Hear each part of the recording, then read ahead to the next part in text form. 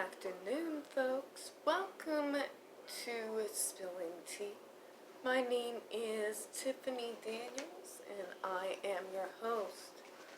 Now, I figured that tonight we're going to do a little bit something different, and I'm doing it in Defiance.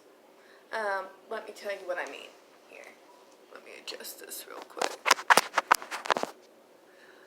So, what I mean by that is that all these journalists and all these posts about all the people who support JD, it always mentions Depp stands, Depp fans, and all these just dismissive terms so that they can just dismiss anything that we present or anything that we say. Because if we are fans, if we're just fans, if we're just stands, then what we can say can be dismissed. Anything we can present can be dismissed because we would be biased on his behalf. Today they even doubled down on that. There's an article that due to his star power,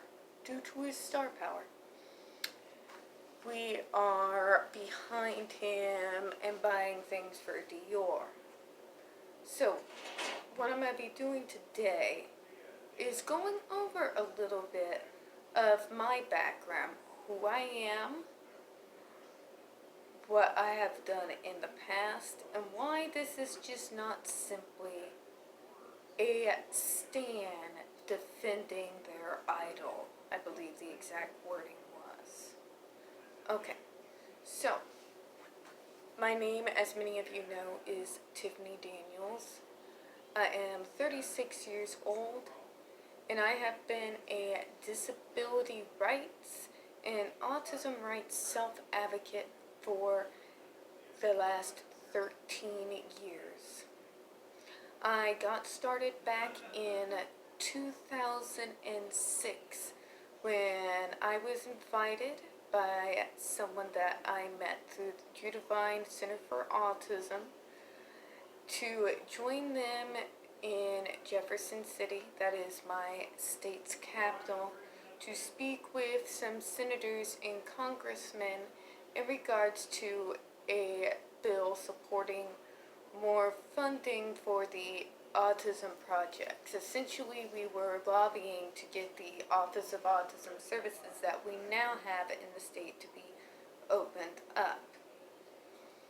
Now, when I started, I kind of really didn't know what I was doing, but I did know that we desperately needed some services, some assistance in jobs, what have you. So I went along with it. Now, while I was there in Jefferson City, because of my manner of speaking, it seemed that I had quite the effect on the senators and the congressmen that I spoke to. In particular, Mr. Scott Roop, who's been an ally of mine since that time period. So the parents started dragging me around. I almost felt like I was going like this. To senator to congressman to senator to congressman. It was a long day. And I got started with 2006 with that, during that period of time. Now, I was so well liked by some of the parents who were a part of what was called the Southwest PAC, who were behind getting everything developed for the Office of Autism Services, that they went ahead and got me included as the constituent representative, so to speak, in their Southwest PAC group to act as in an advisory role. What services would I like to see that would best assist people with autism to live their most independent lives? So I acted in that capacity for quite some time. Later that year, They liked me well enough that they actually asked me to be on a panel at the National Autism Symposium that was being held that year at Osage Beach at the Tantera Resort. So I participated on the panel there, and things kind of just really snowballed from that panel. Next thing, I was asked to assist and act as an advisor in the hiring of the director of the Department for Mental Health Division of DD Southwest Region. Not long after that, I was taken into the role as the autism specialist for the Southwest Department of Mental Health Division of DD. Now, when I was in that capacity as the advocacy specialist, there was a lot of things I was noticing. See, back then, what you mainly heard were parent voices. Adult autistic voices were few and far between. The parents almost had complete control over the narrative. Almost complete control. And the first controversy that popped up during my time as the advocacy specialist was the now infamous Autism Everyday video put out by Autism Speaks. And that was just a cesspool, folks. It was basically a video that started, "I am autism," and it was kind of a downhill list from there.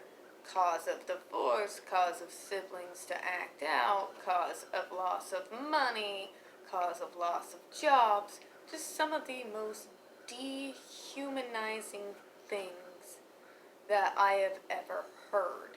And if you are autistic or know somebody's autistic, you know we take people and we take things at their word. So what we were seeing is, because we are autistic, it's saying that we are the cause of these things, because you can't separate our autism from us. It's not like cancer or some other disease.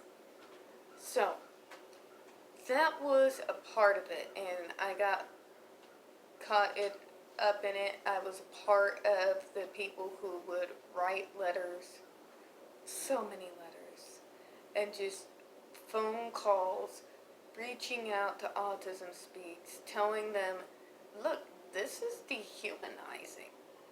This is not okay. When you have a woman on a video saying that she wanted to drive herself and her autistic kid off a bridge due to his autism, that's not okay. That is dehumanizing. That is debilitating for a lot of us.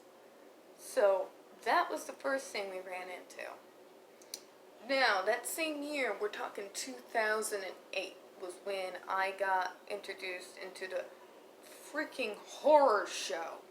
The horror show that was the Judge Rottenberg Center, the Rotenberg Center. I call it Rotten because that's what it is.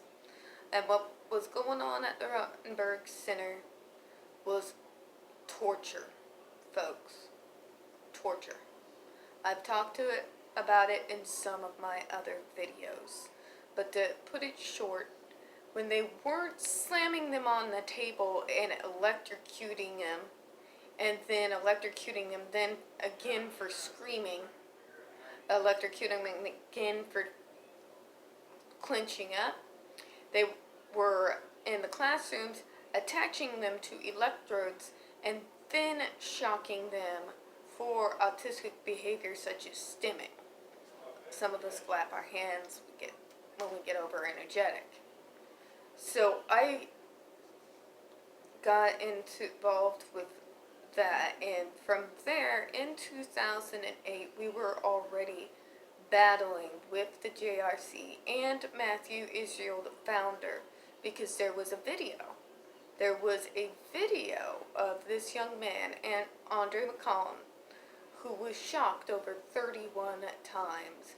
Initially because he refused to take off his coat, successive shocks then came after due to the fact that he was screaming for help, he was clenching, he was crying, so he got shocked more.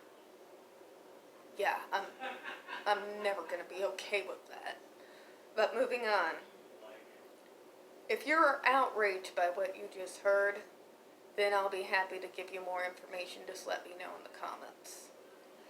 So I got involved with that, and I got involved with the campaign to get that video out there, because they were fighting so hard for it to be released.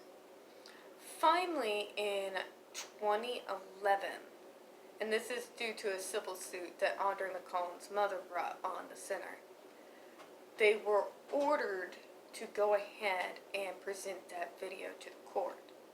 Matthew Israel ordered for the tape to be destroyed. Ordered for it to be destroyed. The evidence showing exactly what happened. Thankfully, that did not happen, and in 2012, the video was released. After the release of that video, the JRC settled out of court with Audrey McCollum's mother, and Matthew Israel was forced to step down as the CEO of the JRC, which in my opinion is still not good enough. This man has overseen over 30 years of torture of people with disabilities. I felt like he belongs in a freaking jail cell, and I won't stop until he's in one. Just saying is all, and I won't stop until JRC is closed. Period. Electric shock or no electric shock, aversive therapy has no place because torture is not medicine. But anyways, after 2012, we were still fighting. We actually got the UN in 2012 to basically consider what was going on at the JRC torture. And almost every single country in the world signed the document to ban electric shock therapy as aversive therapy throughout the world. There was only 3 countries in the world that did not sign that document. The US, Iran, and Iraq. Even Afghanistan signed it, if you want to get some context. It wasn't until this year, March of 2020, that the electric shocks were finally banned in the state of Massachusetts. So that was a 16-year-long fight, because the original fight started all the way back in 2002, a few years before I even got involved. Now, I have also acted as a mentor and an advisor on several projects. Being an advocate and fighting the fights that I have, especially against the JRC and Autism Speaks, I have seen people with disabilities be manipulated, lied to, abused, tortured, harassed, not just by parents, but by the media, over and over and over and over again. Over and over and over and over and over. More often than not, people with disabilities have an obscenely high likelihood of being manipulated, preyed upon, and abused by people with narcissistic disorder. And I do believe that happened to JD. I absolutely believe that happened to JD. That not only was his own caring, loving personality used against him, or even his likes and dislikes, I don't doubt for a moment, not one moment, that she used his disability against him. So, on two sides, JD is one of my own. He is part of what we would call the neurodiverse community. People with ADHD are considered part of the neurodiverse community. And I have been a part of the neurodiverse movement again for over a decade.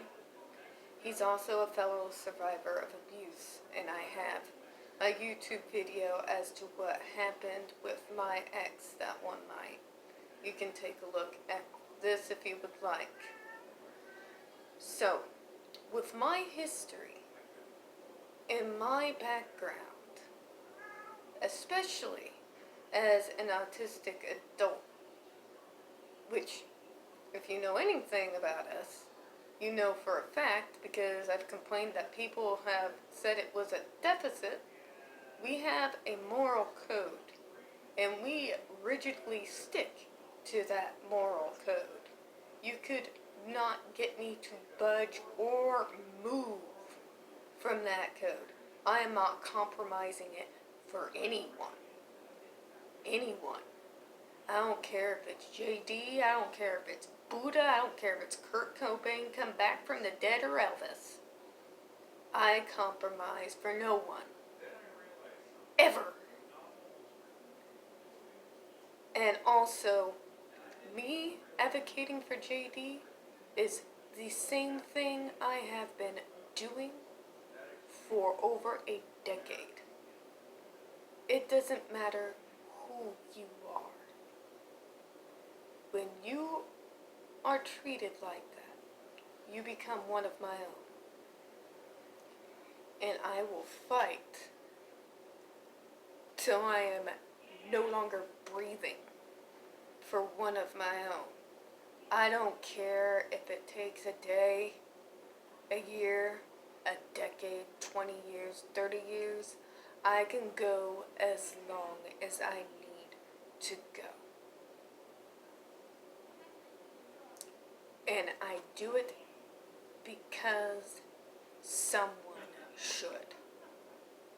It has nothing to do with being a fan. It's about what's right. It's about fighting for those who are so often dismissed, cast aside, and treated as if they're not even there. And that's if they're lucky. That's if they're lucky.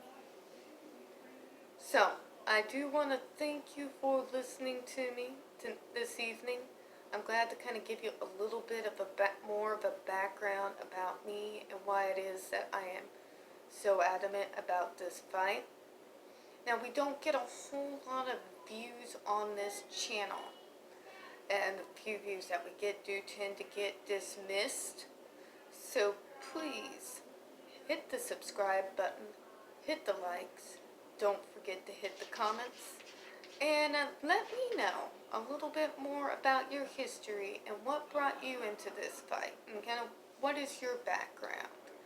Because we do have the power to turn around this narrative about being stans and fans. I do appreciate y'all coming today. I will be seeing you on social media. I do hope you have a great one. Thank you.